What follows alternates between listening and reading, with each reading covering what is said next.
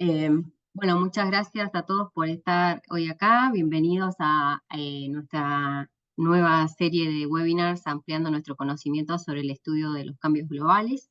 Esta nueva serie de webinars apunta a brindar otras perspectivas desde otras disciplinas distintas a las que utilizamos para el estudio de los cambios en el pasado, para crear un espacio de intercambio de nuevas ideas y enfoques sobre cómo estudiar los cambios globales. En el día de hoy contamos con la presencia de Natalia eh, Opaso, que nos estará contando sobre la regulación del dióxido de carbono atmosférico por el impacto de la solubilidad del hierro oceánico durante el último máximo glaciar y el Holoceno, vista a través del modelo Sistema Tierra. Antes de invitar a Natalia a que haga su presentación, permítanme presentárselas. Natalia es licenciada de Geofísica, egresada de la Universidad de Concepción, Chile, realizó su magíster en Geografía y Geomática en la Pontífica Universidad Católica de Chile y actualmente está realizando su doctorado en Geografía en la misma universidad. Sus intereses se centran en climatología, los procesos físicos oceanográficos y la modelación y acoplamiento océano-atmósfera. Muchas gracias, Natalia, por acompañarnos en el video y las felicitaciones por todos tus logros. Para organizar el webinar, les recordamos que Natalia primero va a hacer una presentación de aproximadamente 30 minutos y al final podemos leer todas las preguntas que ustedes tengan en el chat, o si quieren hacerlas personalmente a Natalia, pueden levantar su mano y hacerlas. Nosotros vamos a actuar como moderadores con Cristian. Bueno, las preguntas, si quieren, pueden hacerlas en español o en inglés. Bueno, sin más aclaraciones, le damos paso a Natalia para que nos cuente sobre sus investigaciones. Muchas gracias, Karina, por la introducción. Ok, voy a compartir pantalla.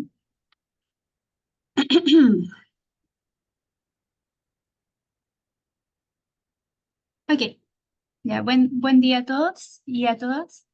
Como bien dijo Karina, hoy día voy a presentarles lo que ha venido siendo mi tesis de doctorado, eh, llamada que titulé como la regulación del CO2 atmosférico debido al impacto de la solubilidad del hierro durante el periodo del último máximo glacial y Holoceno a través de un modelo del sistema Tierra.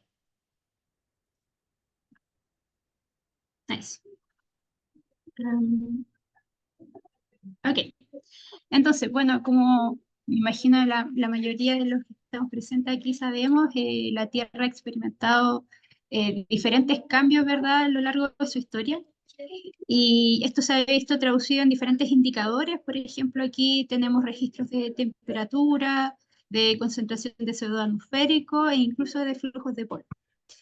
Y como podemos ver, bueno, primero mencionar que este estudio se centra principalmente en una comparativa entre dos periodos de estudio que vendrían siendo el último máximo glacial ocurrido hace aproximadamente 20.000 años, que vendría siendo como este puntito que está acá en este círculo en el gráfico a la derecha.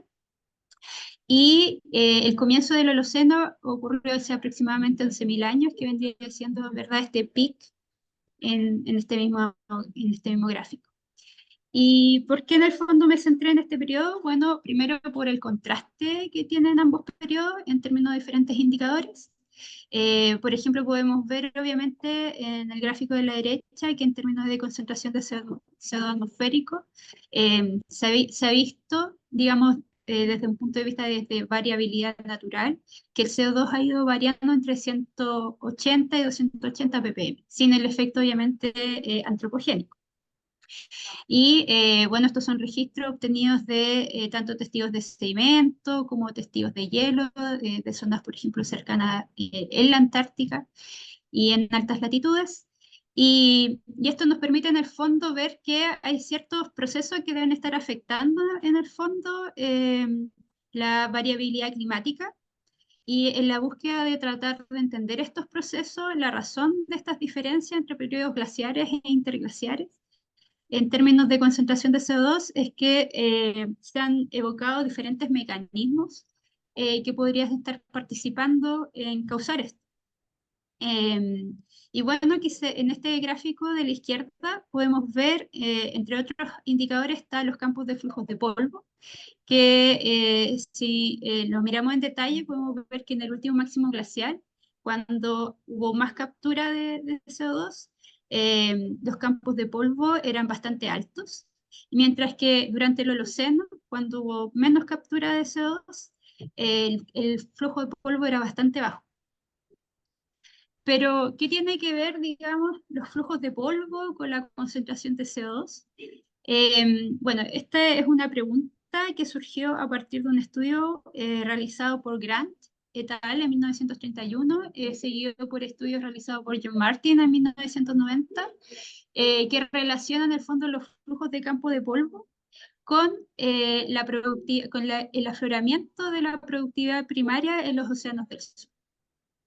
Y bueno, este estudio se centró, este estudio nosotros lo centramos tanto a nivel global para ver el efecto que puede tener el polvo en la concentración de CO2 atmosférico a nivel global, pero también a nivel regional. ¿Por qué a nivel regional? Porque como pueden ver en el gráfico de la derecha, existen ciertas regiones del océano conocidas como zonas HNLC, que son regiones que tienen alta concentración de nutrientes, pero baja concentración de clorofila. Y si lo miramos acá, podemos ver que los puntos rojos son zonas que están limitadas por hierro, es decir, que hay una gran concentración de nutrientes que vendría siendo el fondo verde, pero sin embargo hay muy poquito hierro y resulta ser que el hierro es un elemento esencial para la formación de materia orgánica, para la producción de organismos vivos y el crecimiento de estos. Y podemos ver que estas regiones se centran tanto en los océanos del sur, como en lo que es el Pacífico Sur, el Atlántico Sur, el Índico Sur, también en la zona del Pacífico Ecuatorial Este, también el Pacífico Norte y un poco el Atlántico Norte. Pero ¿cómo es que el polvo, el hierro y el CO2 se conjugan? Bueno, para esto, como les mencionaba, es que diferentes estudios han establecido un mecanismo conocido como la bomba biológica de tejido inflamado, que en el fondo habla un poco de la relación que tiene el polvo con la producción de materia orgánica. Entonces, bueno, nosotros sabemos que en el océano hay muchas fuentes de nutrientes. Entre esas está, por ejemplo, la surgencia costera, las fuentes hidrotermales, que pueden ser estos volcanes submarinos, ¿verdad?, que aportan nutrientes al océano.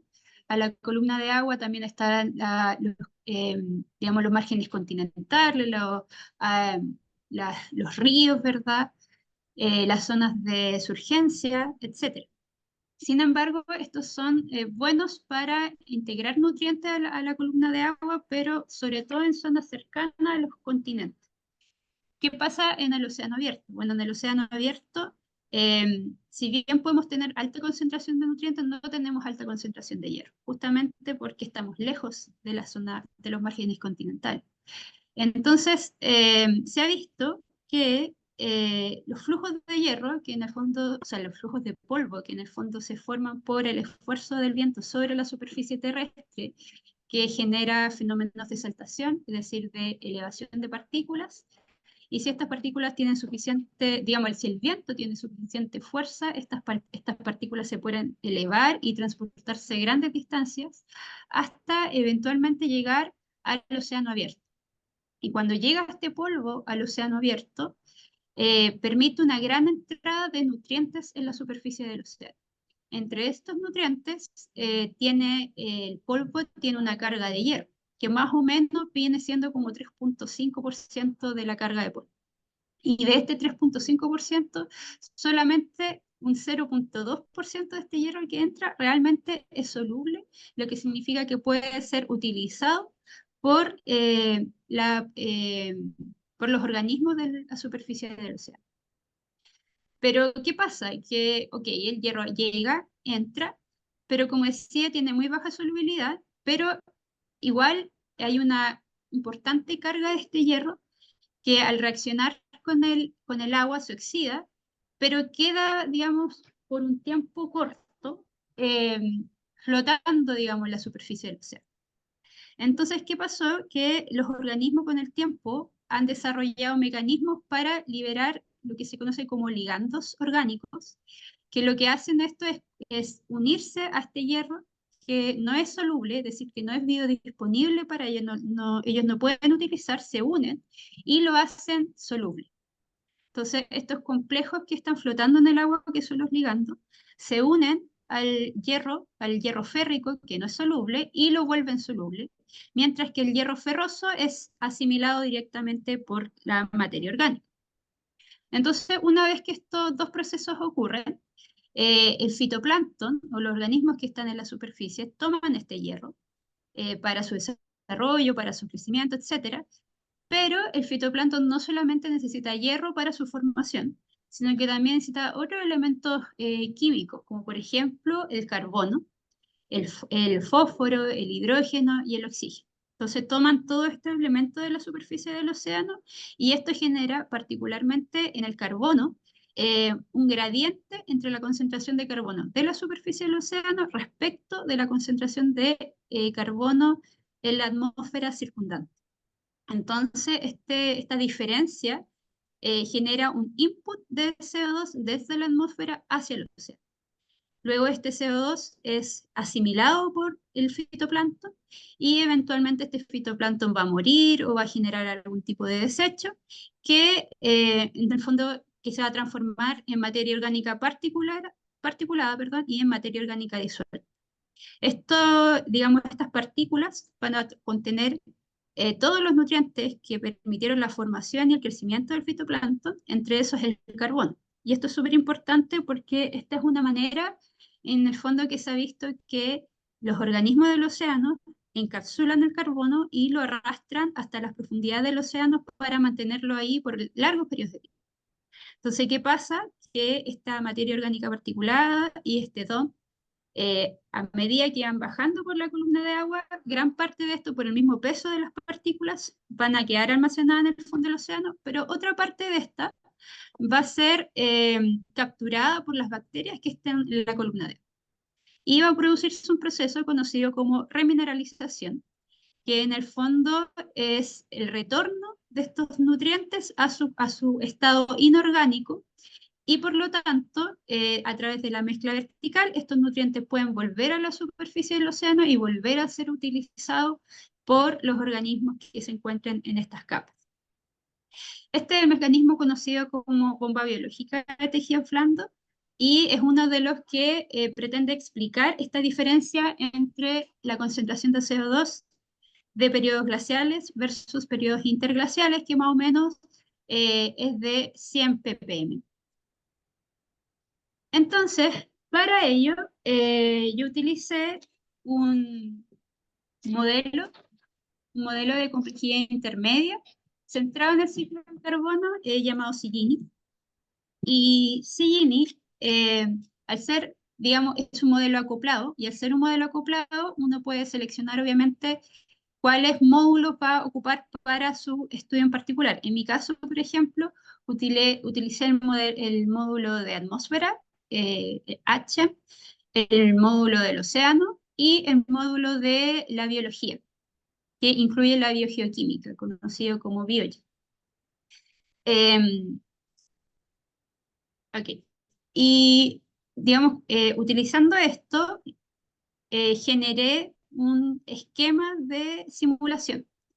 Para ello, obviamente, utilicé una colimitación del fósforo y el hierro, es decir, que la materia orgánica necesita estos dos nutrientes para poder formarse. Y por lo tanto, y además, Andy Richwell, que es el principal creador de este modelo Cigini, junto con otros colaboradores, obviamente, creó un esquema biológico que incluye la complejización orgánica, para ver todos estos efectos, digamos, cómo afectan a la captura de CO2. Entonces, bueno, este modelo fue forzado con campos de flujo de polvo y a partir de estos campos de flujo de polvo y utilizando una relación entre los campos de flujo de polvo y la solubilidad del hierro, se estimaron campos de solubilidad de hierro para cada campo de flujo de polvo entre el Holoceno y el Giam. Digamos, estos campos de flujo de polvo vienen a partir tanto de reconstrucciones de polvo como de salidas de modelos.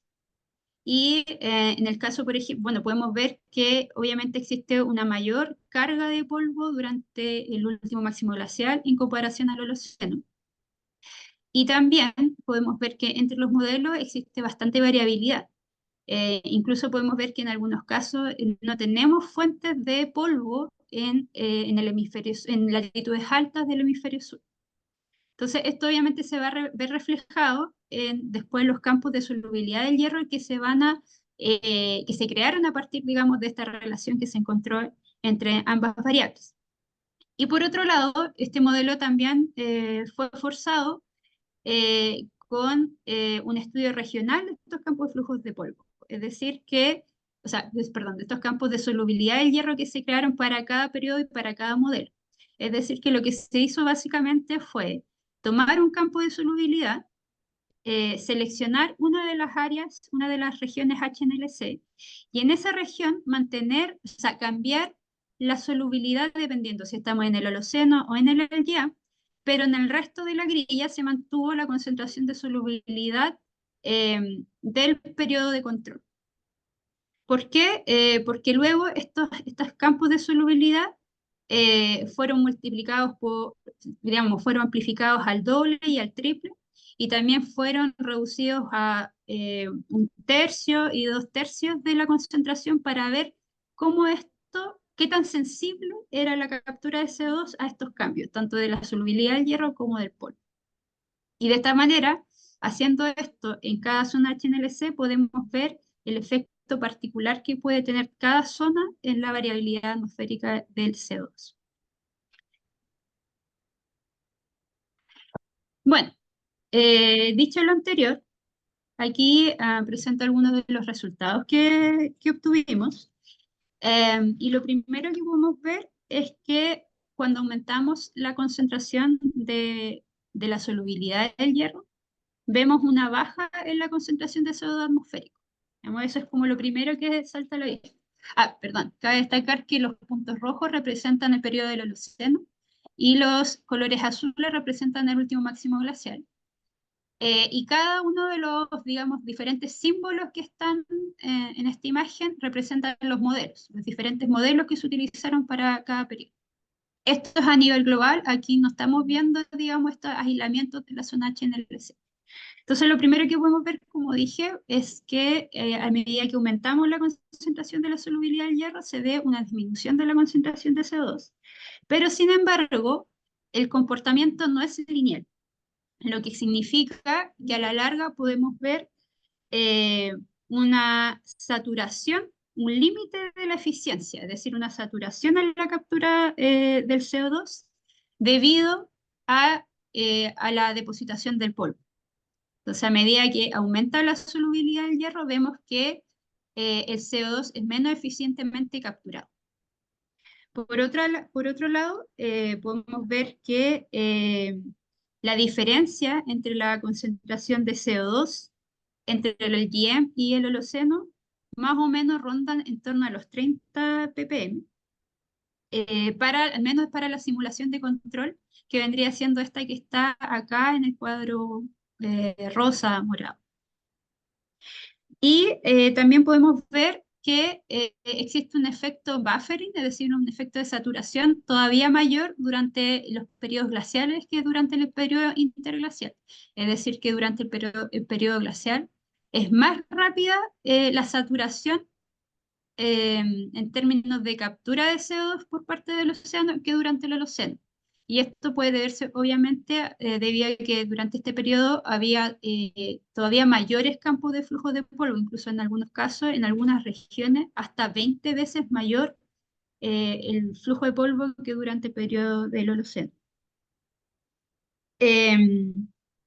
Y otra cosa que es interesante de esta imagen es que podemos ver que, eh, por ejemplo, doblar la concentración de solubilidad del hierro, que vendría siendo este valor de acá, tiene un efecto en la captura CO2 equivalente al efecto que tiene los campos de flujo de polvo del ALGM.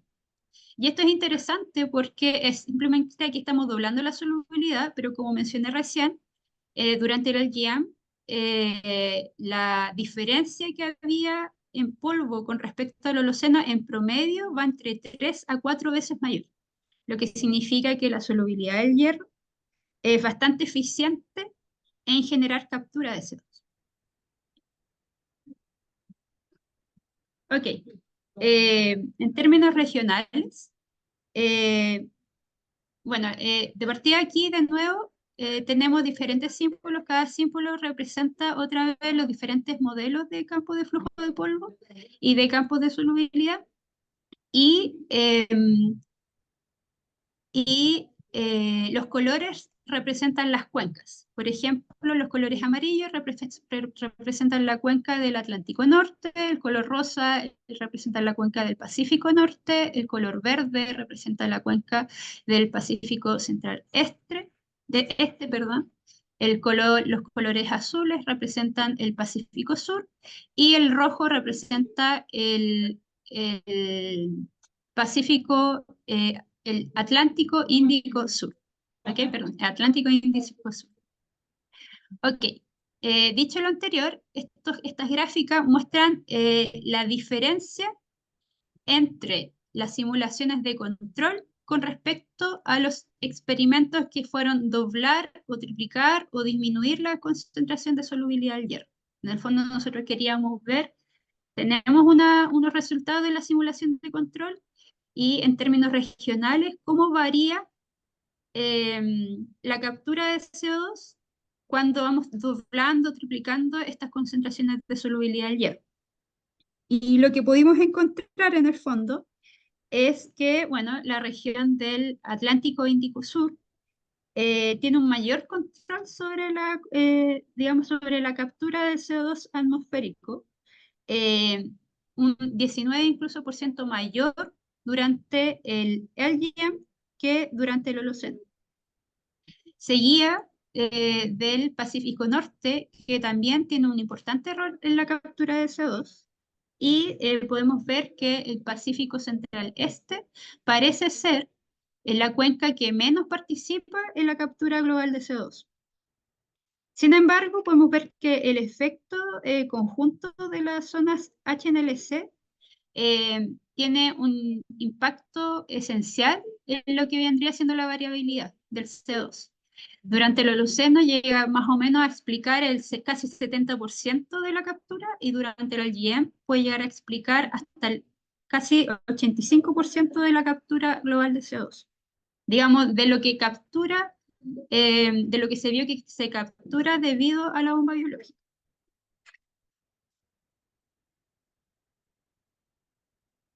Bueno, pero no, digamos, las cuencas, si nosotros vemos las cuencas en el mapa, cuando lo mostré al inicio, podemos ver que estas son bien heterogéneas entre ellas. Es decir, hay diferencias tanto en el tamaño de la cuenca, por ejemplo, la cuenca del Pacífico Sur es mucho más grande que la cuenca del Atlántico Norte. Entonces, podríamos nosotros en teoría esperar, o lo mismo pasa con la cuenca del Atlántico Índico Sur, es mucho más grande que la cuenca del CEP. Entonces, podríamos en teoría esperar que efectivamente estas cuencas capturen más o tengan más participación en la captura de CO2, solamente por el tamaño. Y por otro lado, también está el hecho de la depositación de polvo, que algunas cuencas están más cerca, obviamente, de las fuentes de polvo, por lo tanto, van a tener más depositación, y eso también podría estar haciendo un efecto en lo que es la captura de esa cuenca propiamente tal, debido a la depositación de polvo. Entonces, para aislar ese efecto, lo que hicimos fue, lo que tratamos de hacer fue, en el fondo fue, perdón, se me fue la palabra, pero lo que hicimos en el fondo fue retirar el efecto del área y de la carga de polvo en la captura de CO2. Eso fue lo que hicimos, fue normalizar en el fondo por el área y por la carga de polvo.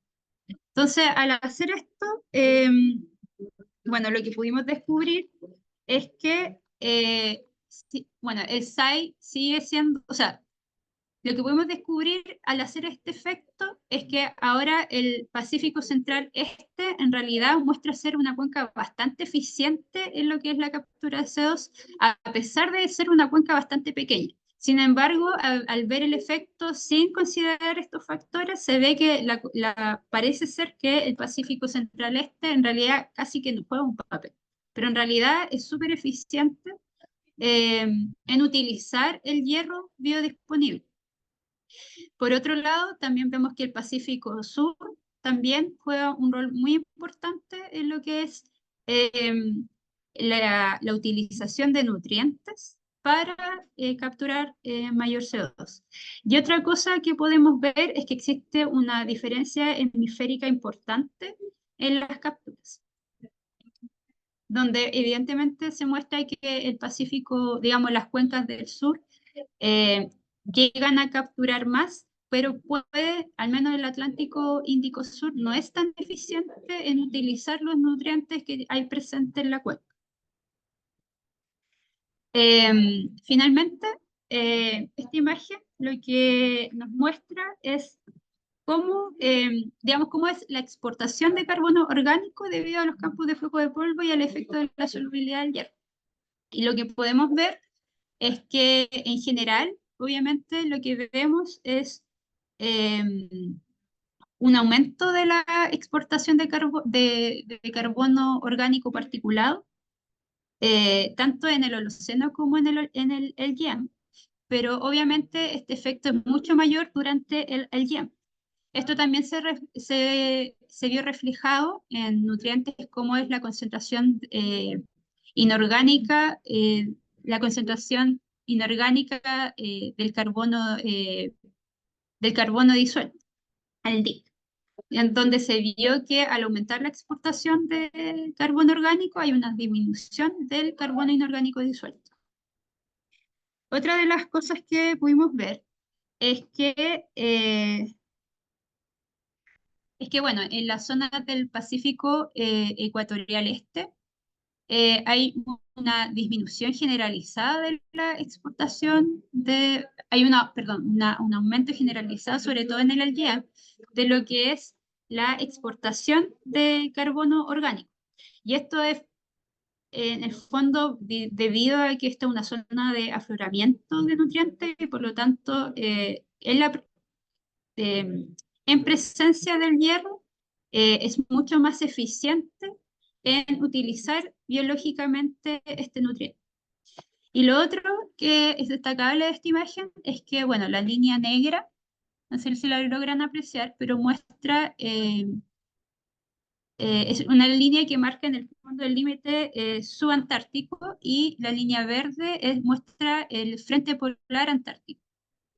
Entonces, lo interesante de esto es que nos muestra que entre el Frente Polar Antártico y la zona subantártica empieza un ligero aumento de la exportación de carbono orgánico, lo que se ve aumentado hacia latitudes hacia el norte, pero hay un gran contraste, digamos, latitudinalmente hacia altas latitudes. Y lo otro que podemos ver también es que la cuenca del Atlántico Índico Sur es, digamos, exporta mucho más carbono orgánico que la cuenca del Pacífico. Y bueno, bastantes estudios anteriores han mostrado que en la zona del Atlántico Índico Sur es una zona con bastante presencia, sobre todo durante el IEM, hubo bastante presencia de coccolithophoridus. Y en la zona del Pacífico Sur hubo bastante presencia de diatomeas, las cuales obviamente están formadas por sílice, mientras que los coccolithophoridus utilizan muchísimo el hierro. Entonces, obviamente, la competencia van a utilizar más el hierro que está biodisponible para su presencia, y esto viene a reafirmar en el fondo la razón de por qué, digamos, la zona del Atlántico Índico Sur es una de las más importantes en términos de la captura global de CO2. Bueno, y a modo de conclusiones, obviamente podemos ver que la depositación del polvo durante el IGM fue mayor que durante el Holoceno, y esto obviamente tuvo un efecto en la captura global de CO2, pero eh, este efecto puede ser incluso menor al efecto que podemos ver que tiene la solubilidad del hierro, que ha sido mucho menos estudiada y que hay mucho menos datos al respecto. Por otro lado, vimos que digamos, de la diferencia de 100 ppm en la concentración de CO2 atmosférico entre el último máximo glacial y el Holoceno, alrededor de 30 ppm son explicados por el efecto conjunto de la depositación del polvo y la solubilidad del hierro. Y finalmente, que la banda que está localizada al sur de los 35 grados sur, entre la zona subantártica y el frente polar antártico, es especialmente crítica en regular la concentración de CO2 atmosférico, debido a que hay una mayor utilización de nutrientes, pero también hay un importante gradiente meridional en esta zona con respecto al Pacífico Sur. Y eso. Muchas gracias. Muchas gracias, Natalia. Felicitaciones por la presentación, la verdad muy interesante. Bueno, abrimos el espacio para preguntas que puedan tener para Natalia.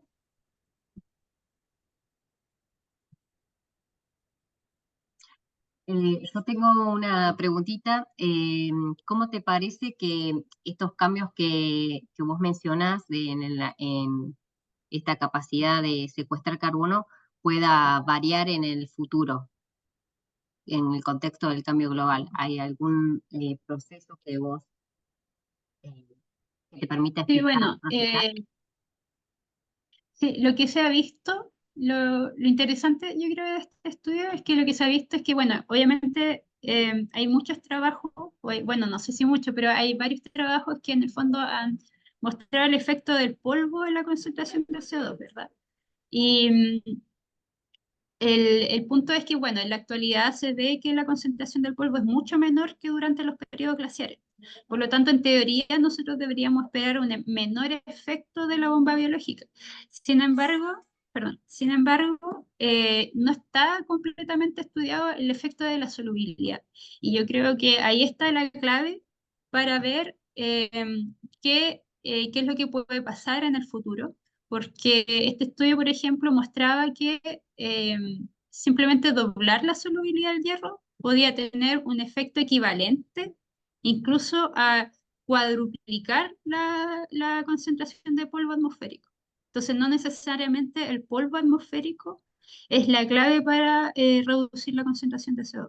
Quizás con concentraciones como las que tenemos ahora, lo que tenemos que hacer más bien es entender de mejor manera cómo funciona la solubilidad del hierro y qué mecanismos nos pueden ayudar para aumentar esta solubilidad. Por ejemplo, algo que está, o sea, que hay estudios, pero todavía está, digamos, mucho en discusión, es el efecto de los complejos orgánicos, y es algo que al menos a mí me gustaría en el futuro seguir explorando.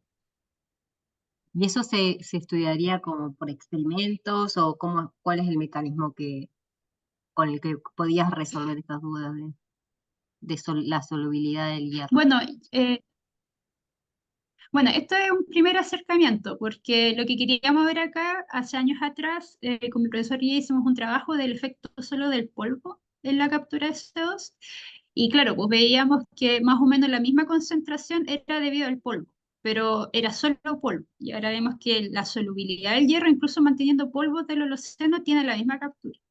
Entonces, este es un primer acercamiento para en el fondo decir que, ok, en realidad la solubilidad del hierro quizá puede ser incluso más importante, eso es lo que es menos estudiado, porque medir la solubilidad del hierro es muy difícil en el océano per se.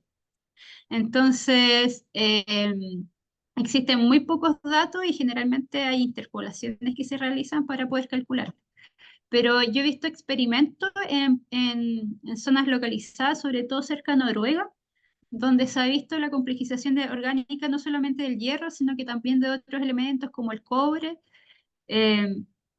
y el efecto que esto puede tener en la productividad primaria. Yo creo que por ahí va, y como hacer ese tipo de testeo que me parece muy importante, sobre todo porque ya es, o sea, este es, digamos, un acercamiento a través de un modelo.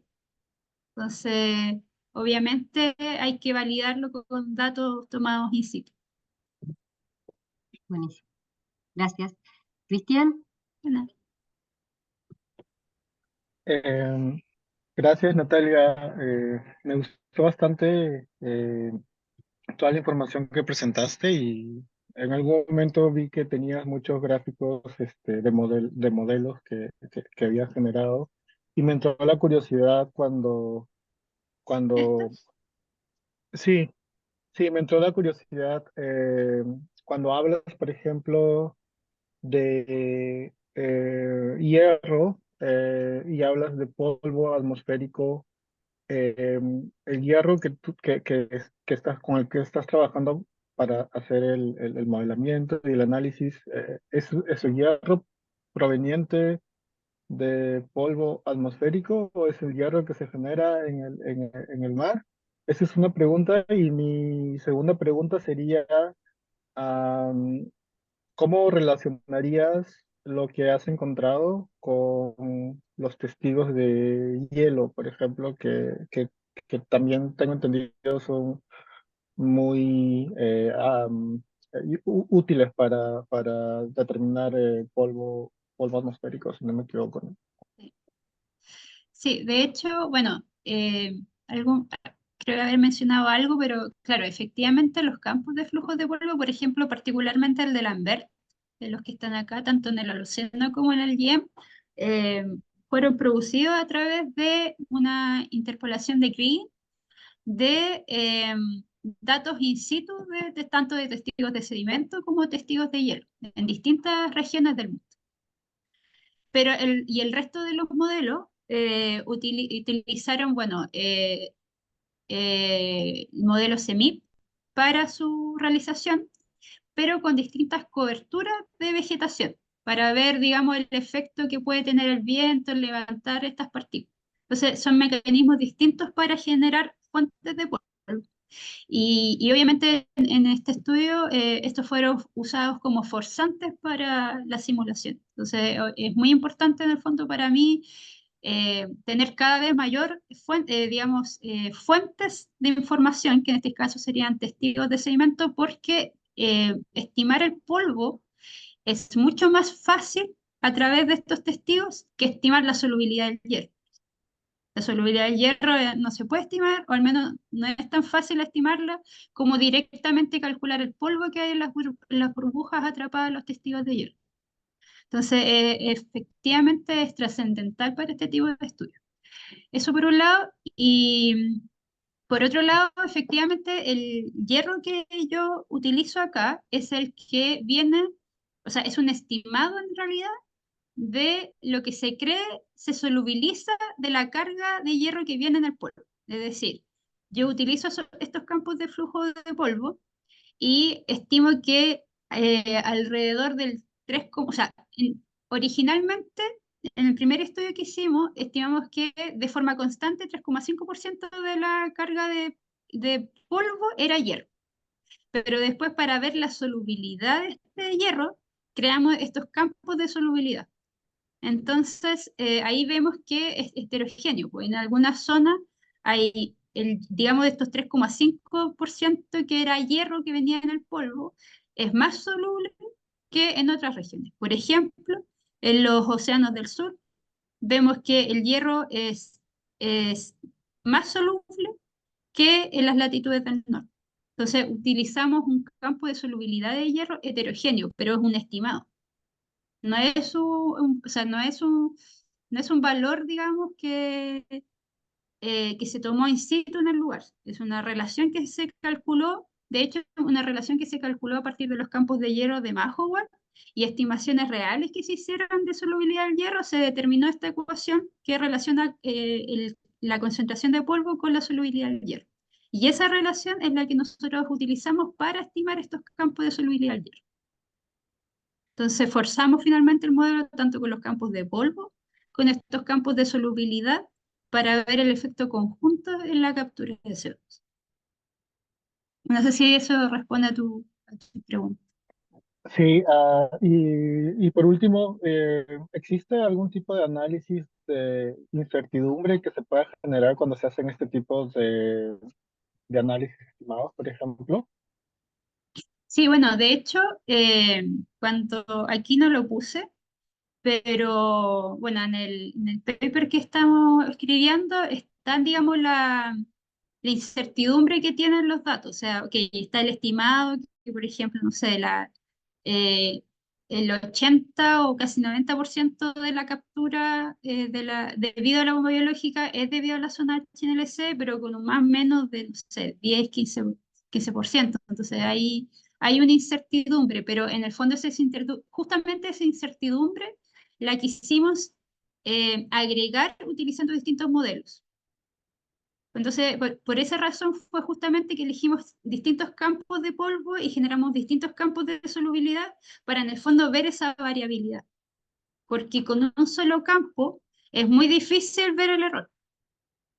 Porque no tenemos en el fondo una comparativa. Entonces, al tener diferentes modelos, eh, claramente podemos ver que, o sea, podemos trabajar con las medias, digamos, las medianas de los resultados, pero hay una variabilidad importante entre los modelos y eso justamente tiene que ver con, por ejemplo, los campos de polvo, dónde están las fuentes, qué fuentes se consideran de polvo, porque hay fuentes, hay campos de polvo, y aquí os muestro que, por ejemplo, en el caso de Takimura y Mirok y ESA, no consideran fuentes de polvo en el hemisferio sur, prácticamente.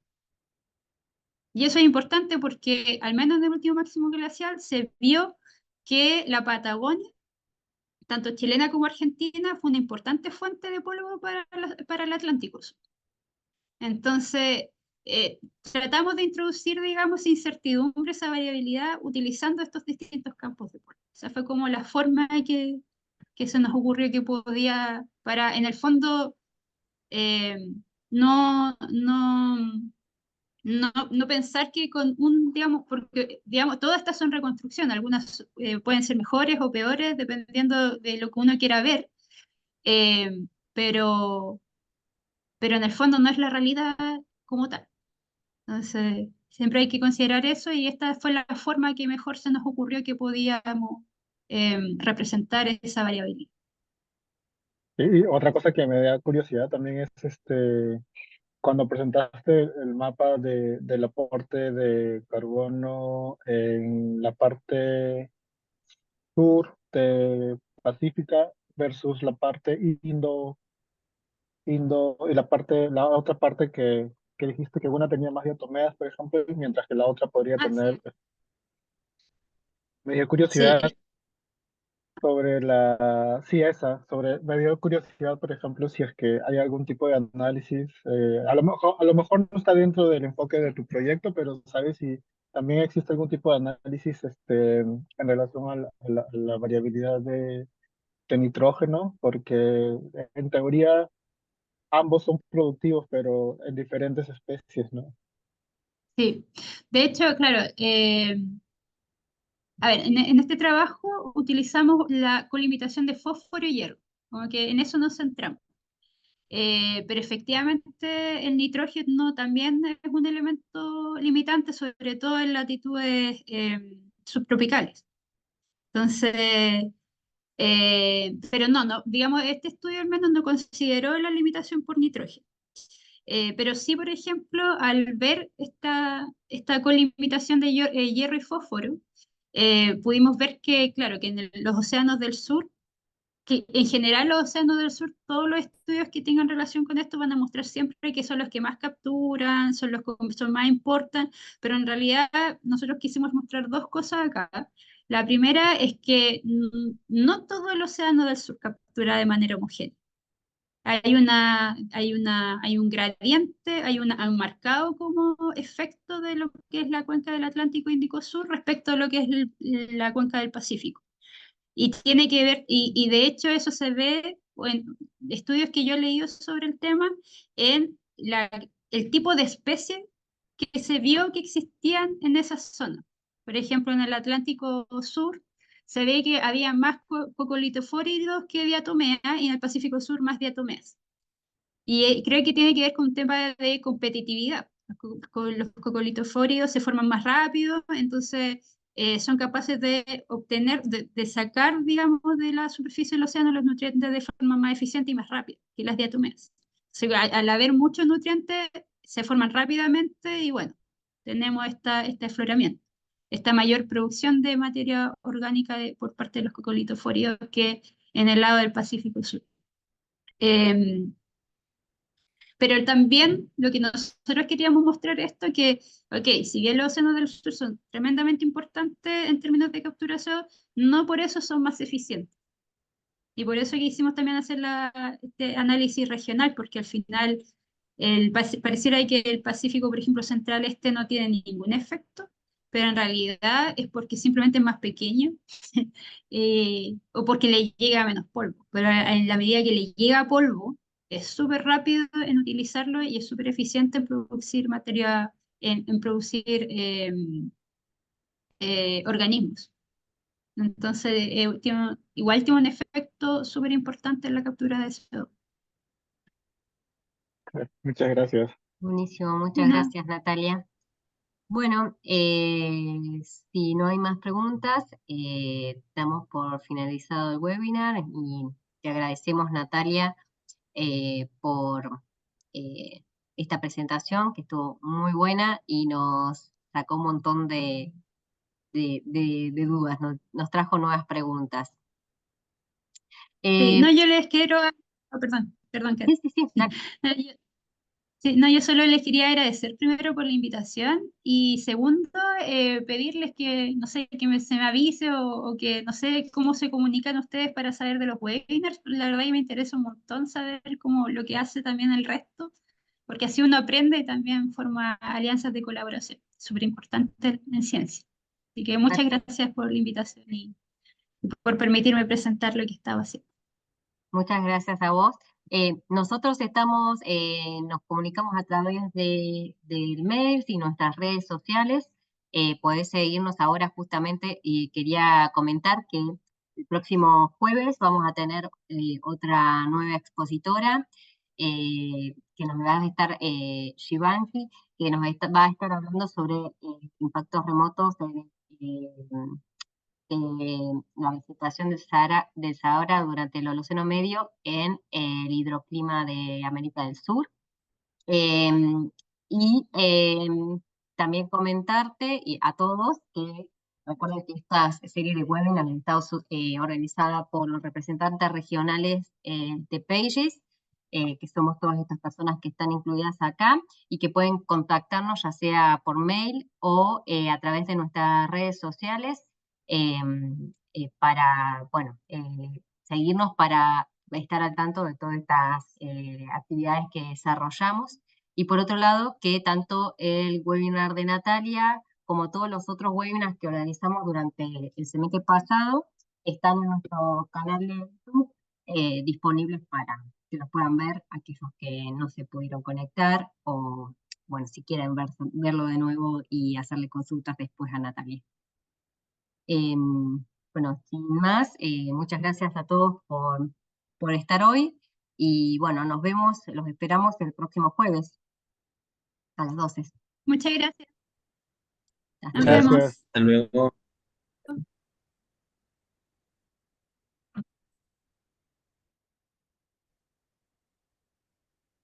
Ok. Te di el host. Sí, estoy buscando.